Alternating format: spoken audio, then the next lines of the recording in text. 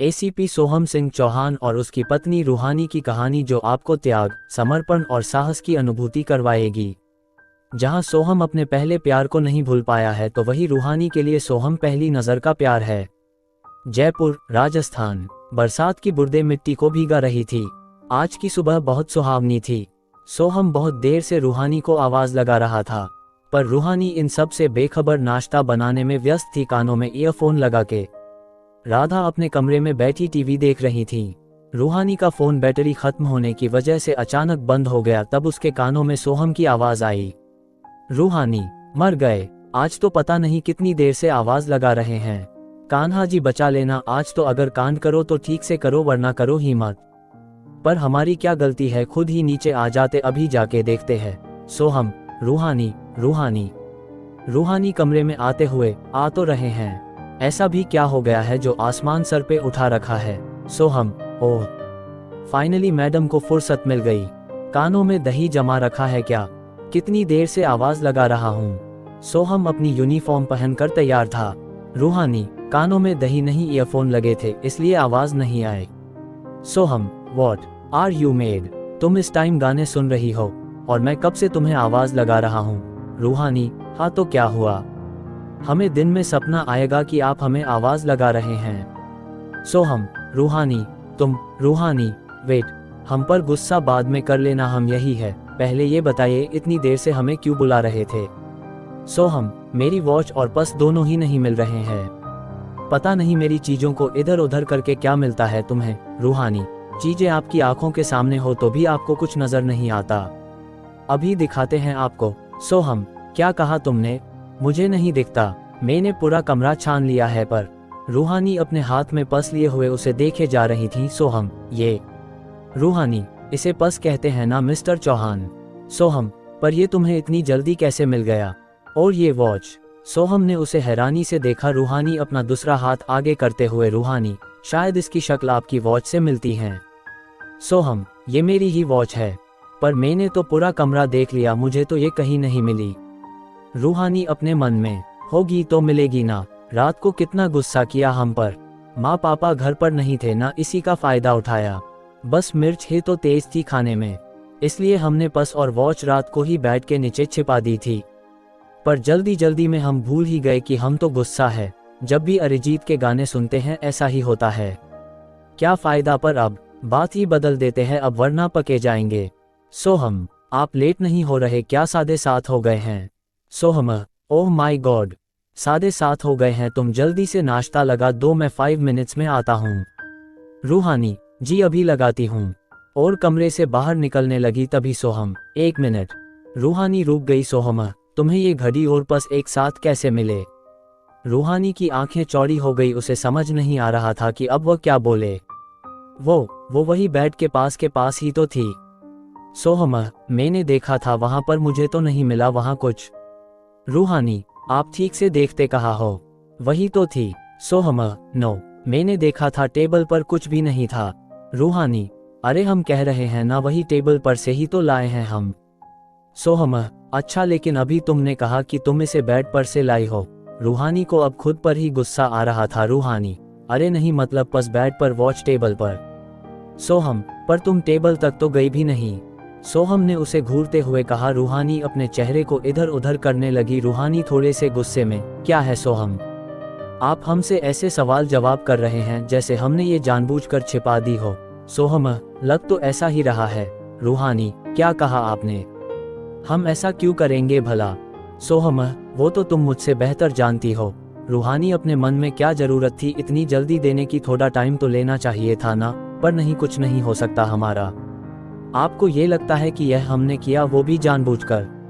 रूहानी अपनी आंखों को छोटी करके बोली। सोहम, ऐसा मुझे लगता नहीं है। इनफैक्ट मैं पूरे यकीन के साथ कह सकता हूँ ये सब तुम्हारा ही काम है। ऐसे बचकानी हरकतें तुम ही कर सकती हो।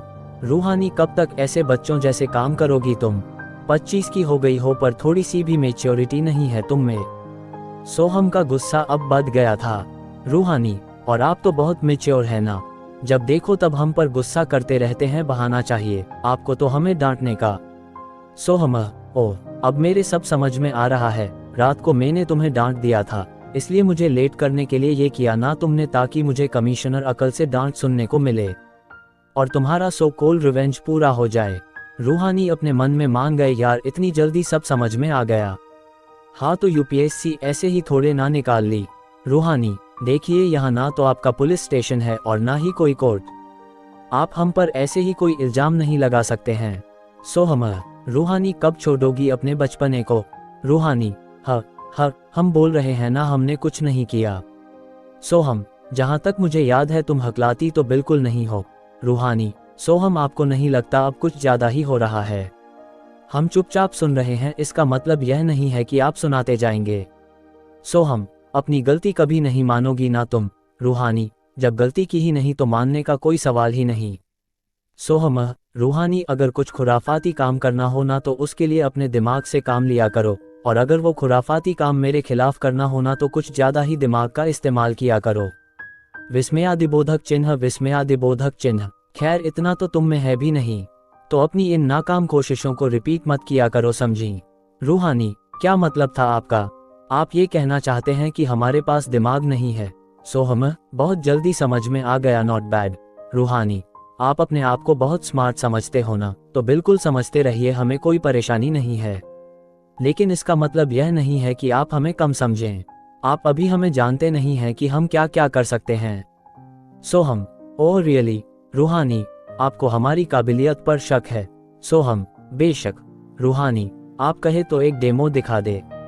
रूहानी अपनी आंखों में शरारती मुस्कान लिए हुए बोली। सोहम, अच्छा तो फिर डेमो देखे बिना मैं भी नहीं जा रहा। रूहानी, हाँ पर आप मुझे डांट नहीं लगाएंगे। सोहम, ओके। रूहानी, आज तो आप गए काम से सोहम, अब देखिए रूहानी आपको आज कितनी डांट खिलवाती हैं। सोहम, सोचना भी मत रूहानी, हम दोनों के बीच में उन्हें लाने की, वरना मुझसे बुरा कोई नहीं होगा। रूहानी, आपसे बुरा तो वैसे भी कोई नहीं है सोहम, और मैं किसी को भी बीच में कभी नहीं लाती, जिसे बीच में आना होता है वो मन से ही आ जाता है। सोहम, रूहानी तुम। रूहानी ने जोर से कुछ कहा और सोहम ने अपनी आंखें भींच ली और अपना सिर पकड़ लिया। माँ! रूहानी जोर से चिल्लाई। रूहानी, पागल हो गई हो क्या तुम? माँ को क्यों बीच में ला रही हो? रूहानी के चेहरे पर टेढ़ी मुस्कान बिखर गई और फिर से आवाज लगाने लगी, माँ! सोहम गुस्से से, शट अप रूहानी, बहुत हो गया तुम्हारा, कितनी देर से देख रहा हूँ। Stop behaving like kids. बंद करो अपना ये नाटक, वरना अब सच में मुझसे बुरा कोई नहीं होगा। तभी राधा जी अंदर आते हुए, अच्छा बेटा, क्या कर लोगे ऐसा तुम? जरा मुझे भी तो पता चले। रूहानी मासूमियत के साथ राधा जी की ओर देखने लगी। राधा जी ने सोहम को गुस्से से देखा। सोहम उनकी गुस्सेल नजरों से असहज हो गया। रूहानी, बेटा क्या हुआ है? सोहम क्यों धमका रहा है तुम्हें? रूहानी ने रोनी सी सूरत बना ली, जैसे वो अभी रोने ही वाली हो। सोहम, माँ आप इससे क्या पूछ रहे हो? मैं बताता हूँ कि आपकी इस सो कॉल्ड संस्कारी बहू ने क्या किया है, आपको पता है इसने? राधा, मैंने पूछा तुमसे, कहा तुमसे कुछ कहने को, तो बीच में क्यों बोल रहे हो? सोहम हैरानी से, माँ आप पहले मेरी बात ना सुन के इसकी बात सुनोगे? राधा इक्वल्स, हाँ बिल्कुल। सोहम इक्वल्स, पर माँ। राधा इक्वल्स, सोहम तुम्हारे चिल्लाने की आवाज नीचे तक आ रही थी। अब चुप रहो एकदम। राधा जी सोहम को अंगुली दिखा के चुप करा देती है, फिर रूहानी से, रूहानी क्या हुआ है यहाँ, ये तुमसे ऐसे क्यों बात कर रहा था? रूहानी मासूमियत से, माँ वो इनका पर्स और वॉच इन्हें मिला नहीं और इन्होंने हमें आवाज दी तो हम किचन में थे तो सुन नहीं पाए और आने में टाइम लग गया।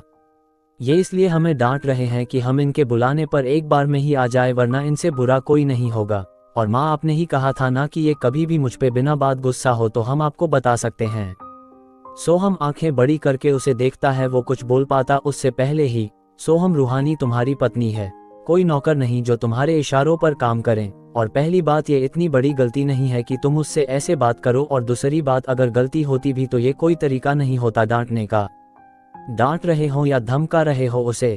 सोहम अपना सिर पकड़ते हुए, ओह माय गॉड कितनी बड़ी नौटंकी है ये लड़की, कितनी मासूमियत से झूठ बोल रही हैं। और माँ आप, इसने कुछ भी बोला और आपने मान लिया। मैंने इसे इसलिए डांटा क्योंकि इसने मेरा वॉलेट और मेरी वॉच छिपा दी ताकि मैं लेट हो जाऊं और कमिश्नर अंकल मुझे डांटे। राधा, क्या बकवास कर रहे हो सोहम? तुम लेट ना हो जाओ इसलिए रूहानी जल्दी उठ जाती है, वरना तुम जानते हो कि उसे जल्दी उठने की आदत नहीं थी। सोहम इक्वल्स, आई नो माँ। बट आज ये मैडम चाहती है कि मुझे बिना गलती के डांट पड़े। सोहम झुंझलाहट से बोला राधा, और ये ऐसा क्यों चाहती है?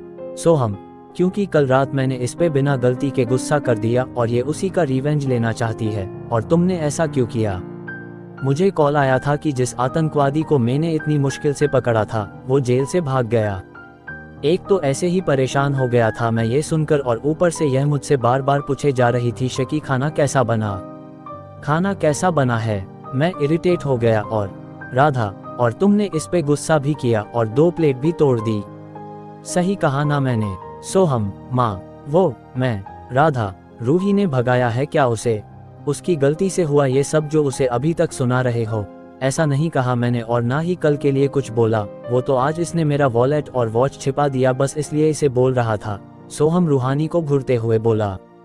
राधा इक्वल्स, ये क्या कह रहे हो तुम? रूही, क्या ये सच है? रूहानी इक्वल्स, माँ आपको क्या लगता है हम कर सकते हैं क्या ऐसा कुछ? रूहानी ने बड़ी ही मासूमियत से कहा। राधा ने उसकी ओर देखा, फिर सोहम से। मैं मानती हूँ सोहम की रूहानी में थोड़ा बहुत बचपना है, लेकिन इसका मतलब यह नहीं है कि वो ऐसा कुछ कर सकती हैं। तुम्हें जरूर कोई गलतफहमी हुई होगी। सोहम बहुत हैरानी से राधा जी को देखते हुए, माँ आप बात बात पर इसी की साइड क्यों ले रहे हो? इसने कुछ भी कहा और आपने यकीन कर लिया, और मेरी बात का कोई मतलब नहीं है आपके लिए। अगर आप भूल गए हो ना तो मैं आपको याद दिला देता हूँ कि मैं आपका बेटा हूँ और ये आपकी बहू है, और आप हर बात पर इसी की साइड लेते हो। ये क्या बोले जा रहे हो सोहम? दिमाग खराब हो गया है क्या तुम्हारा? और होगा भी क्यों नहीं, पुलिस वाले हो ना तो हर किसी में तुम्हें अपना मुजरिम ही नजर आता है। मैं तुम दोनों में क्यों फर्क करूंगी? मेरे लिए दोनों ही बराबर हो। अपने उस भागे हुए आतंकवादी को हम दोनों में देखना बंद करो, समझे? और अब तुम्हें देर नहीं हो रही है। सोहम इक्वल्स, समझ गया हूँ माँ, और जा भी रहा हूँ। फिर रूहानी से, हो गया ना तुम्हारे मन का नौ व्यू हैप्पी? रूहानी को घूरते हुए वह रूम से बाहर चला गया। रूहानी ने एक नज़र उसे देखा, फिर राधा जी को हक करते हुए, थैंक यू माँ, आप ना होती तो मेरा क्या होता? राधा जी मुस्कुराते हुए, जो भी होता अच्छा ही होता। आप बहुत ही अच्छी हो माँ, आज के लिए इतनी बटरीन काफ़ी है बेटा। ज़रा उसे देखो, बहुत गुस्से में निकला है। अभी देखते हैं माँ। तभी कुछ टूटने की आवाज़ आई। सोहम बहुत ही गुस्से से अपनी वॉच बांधते हुए जा रहा था। इसी बीच उसने टेबल पर रखे गिलास को तोड़ दिया था। वह दरवाजे तक ही पहुंचा था, तभी उसे याद आया कि उसकी एक इम्पोर्टेंट फाइल डाइनिंग टेबल पर ही रखी है। जब वह अंदर आने के पलटता तो उसे रूहानी आती हुई नजर आती हैं, और उसके हाथों में वही फाइल थी और होठों पर विजयी मुस्कान, और चल तो ऐसे रही थी जैसे वो कोई पुरस्कार लेने जा रही हो।